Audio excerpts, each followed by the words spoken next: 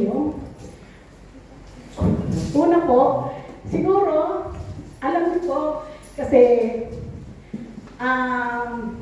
bali, single mother po ako, 4 po ang anak ko, maaga po akong nabiyuta, at bali, ako lang po nagpalaki sa mga anak ko. I was 34 years old when I just widow. And then, mayroon ako 4 na anak, maliliit. At ako lang po ang nagtaguyod sa kanila. Nagpalaki hanggang sa kinuha ko lahat po sila rito sa Spain para magkasama-sama po kami lahat. At alam niyo po, bilang isang ina, gagawin ang lahat para lang may taguyod ang mga anak. Napakahirap po ang pinagdaanan ko na nagpalaki sa aking mga anak. Gawa ng, siyempre malilit pa sila, nag-iisa ako naghahanap buhay. So, kailangan kong gawin lahat para matagumpay ang paglaki nila. Pero kung yung iba, yung dalawa, hindi rin lumaki sa akin. Kasi yung dalawa na una kong kinuha, tapos yung dalawang mas malaki na iwan sila. Kinuha ko na lang po sila nung namatay na yung asawa ko, gawa ng ang hirap yung dalawa, mayroon doon, saka mayroon dito. So, pinagkaisa ko po silang lahat. 4 sila.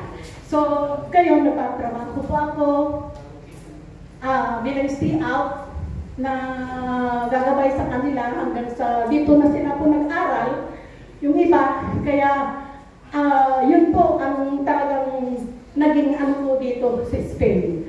So, noong nagsipag-asawa, pero nung lumaki na sila, at sila po, na silang lahat ay may kanya-kanya na silang buhay,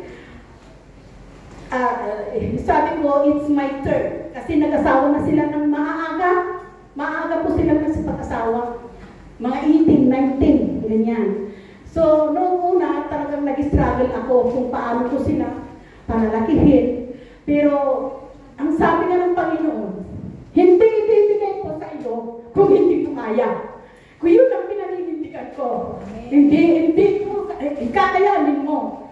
Hindi bibigay sa iyo ng Diyos kung hindi mo kaya. So, ganun nga po, talaga po, na part-time to, part-time dito, para lang ma-survive ko lahat ng aming pangailangan, ang aming pagbayad sa apartment, kasi nangungupahan pa lang po kami noon. So, noong nagsipag-asawa na po silang lahat, at may kanya-kanya na silang buhay, may mag-aalaga na po sa kanila, may mag-aalaga sa kanila. Sabi ko, it's my turn. It's my turn. Kaya sabi ko, reverse ko lahat ng good na kailangan ko dyan. Bigyan ng sarili ko ng time. Kasi nung una, para bang sabi ko, kakayanin ko ba ito? Sabi ko, sige, kahit na ako, ilang beses akong nag-collapse, nahimatay dahil sa problema sa mga kanila. Nung sila ay naging teenager, nag-asawa sila, nagsipag-asawa sila ng maaga, bilang isang ina, hindi ka makakatulog nang mahimbing hanggat hindi mo mapapadating yung mga anak mo. Kaya, yun, kaya sinisikap kung may ma-achieve din ako sa buhay. Dahil nag-start na ako, sabi ko may turn na ako. Dahil sila may kanya-kanya na silang pamilya, so kailangan ko rin ang may ma-achieve ako sa buhay. Dahil sa pagtanda ko. Kaya may achieve ako sa buhay. Sa tulong ni Lord, at gabay, nakabahay din ako ng tirahan namin sa Pilipinas, at maliit na lupa na aking na-achieve. So, unti-unti na rin akong sumigla, nagbihis, sumaya, nabibili ko na ang gusto ko. Amen. Makakapunta na ako kahit saan. Sinasama na ako ng travel, nagtatrabaho na ako sa aking amo na si Don Meldon Ren. So, kaya marami akong halatang narating na bansa sa US, sa Europe, sa Asia. Blessing na rin po yun sa akin. Di po ba? So, ako bilang isang ina, marami akong pinagdaanan na problema.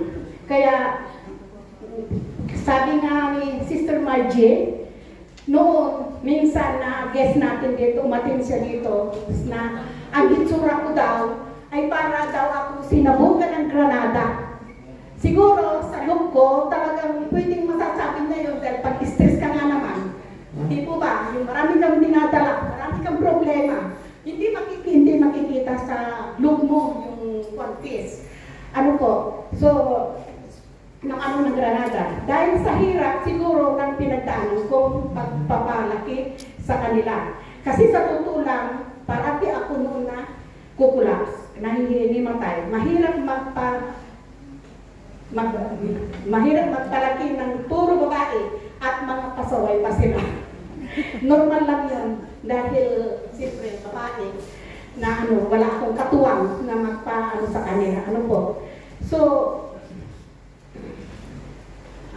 ito po, sabi ko dito, hindi ibibigay ng Diyos sa atin kung hindi natin kaya. Ano po? At be contented what we have. Kailangan maging contento po tayo kung anong mayroon tayo. Nag-confirm po ito sa preaching din ni Pastor kahapon, morning devotion. Nung nagtuturo siya, sabi ko, nag-ready na ako, nakapagsulat na rin ako, ipiprepare ko sa araw na to. Yun nga po, be contented what we have. Yan sa Philippians 4:13 po yun. Lalo na ngayon, panahon na ibibigay natin lahat sa ating anak, ang the best of the best. Tama po. Tapos hindi natin alam sa hinaharap ang panahon, kailangan natin ang ating kalusugan. Di po ba? Lalo na at patanda na tayo. Kasi iba na ang mga anak sa ngayon.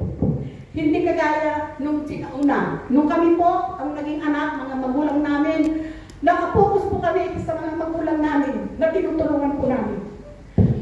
Buwan nagmulang, tumating kami dito ni Sister Flor. Pareho kami, sabay po kami nagpapadala ng mga budget ng mga magulang namin. So, yun ay isang malaking blessing, malaking pagpapala din sa isang magulang na ang anak isinusuklian ang pagod ng mga magulang. Kailangan natin ang ating kalusugan din, lalo na at patanda na tayo. Kasi iba sa mga anak ngayon ito. Kasama natin si Lord, buhay natin na siya ang ating gagabay araw-araw. Kung ano ang kalooban niya, bawat isa sa atin, believe and we shall receive. Maniwala tayo at yun ay ating matatanggap. Sa Mark 11:24, we need to enjoy what we have. We need to enjoy our life. Kaya po, sabi ko nga sa atin na mga magulang, mag-isip-isip din po tayo minsan. Kasi maging kontento tayo sa mayroon, pero paglaanan din natin yung pagtanda natin. Kasi hindi na tayo aasa sa mga anak natin. So, kaya ko, matanda na, pero ang feelings ko po, lumalakas po ako dahil alam niyo po kung bakit ako lumalakas. Puro healthy foods po ang kinakain ko. Amen. Feelings ko ngayon, parang mas energetic ako dahil kahit man-unstop ako nagtatrabaho, malakas ang pakiramdam ko at wala ako nararamdaman. Yung mga kinakain ko noon, hindi ko na kinakain ngayon. Nung mga fatty foods, less salt, less sweetness, brown rice, once a day, veggies, fruits, no soft drink, only water. So that's God kasi nagpapa-analysis. No? So thanks God. Kasi nagpa-analysis ako, thanks God, 100%. Ang lahat ay walang turno, free ako. So lahat ng papuri ay sa Diyos. To God be all the glory. And I feel healthy at malusog at malakas ako sa God. Kung 71, na marami nagsasabi sa akin, I'm not proud. I'm proud sa Panginoon dahil binigyan niya ako ng lakas. Kahit na 71 po ako, feelings ko, wala pa ako 71. Kasi, hallelujah, pagtrabaho pa ako ng 8 hours a day, it's okay. Kaya sabi ko, thank you Lord, sa mga blessing na pinabibinigay mo sa akin. Thank you. Sabi nga dito, ang katotohanan, siya ang magpapalaya sa atin. The truth shall set us free. Hindi po ba? Ang katotohanan siyang ang katotohanan, siya ang magpapalaya sa atin. Sa John 8:32, we need to choose blessing, or we need to choose our life. Blessing or sufferings. Transparency or conscience. Riches or forest. Success or failure. Napipiliin po natin yung maganda at yung para sa atin at yung tamang sa buhay natin. Nakasama natin ng Diyos. Lahat kasi, lahat kasi nagagawin natin, i-confirm natin sa Panginoon. Kasi pag may problema ako, mayroon akong dadalhin. Hindi ko kung sino-sino pinagsasabihan ko. May personal kaming ng Lord. Sa Kanya ko lahat sinasabi ko anong problema ko, kung anong gagawin ko. Ikaw lahat ang magbibigay sa akin, Lord. Kasi kung sa tao ko magpo-confess, magiging talk of the town pa. So sabi ko, Lord, sa iyo ako naninindigan, sa ikaw lahat ang nagbibigay sa akin ng advice. So, yun, pag nag-meditate na ako sa madaling araw, umiiyak ako, Lord, alam mo, ang nasa puso ko, ikaw lang talaga ang gabay ko at ikaw ang paniniwalaan ko. Whatever happen it is, sa iyo ako magpapasakop sa iyo, Panginoon. Conclusion ko, ito na po.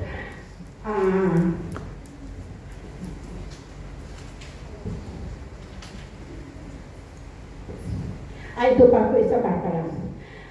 Kailangan po natin ang magpatawad at humingi ng tawad sa isa't isa. Kung ano man may na-hurts tayo, may na-offend, what we sow is what we reap. Kung anong itinim natin, siya po ang ating anihin.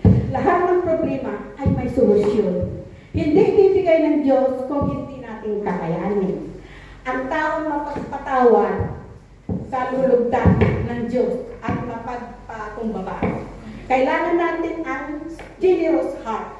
Kahit ano pa man, pagbibigay o pagtulong sa nangangailangan ng tulong kung kakayanin, bakit hindi? Kaya napakabuti po ng Diyos kasi siya po nagbibigay lahat ng lakas natin. Siya nagbibigay lahat ng kung ano ang goal natin sa buhay.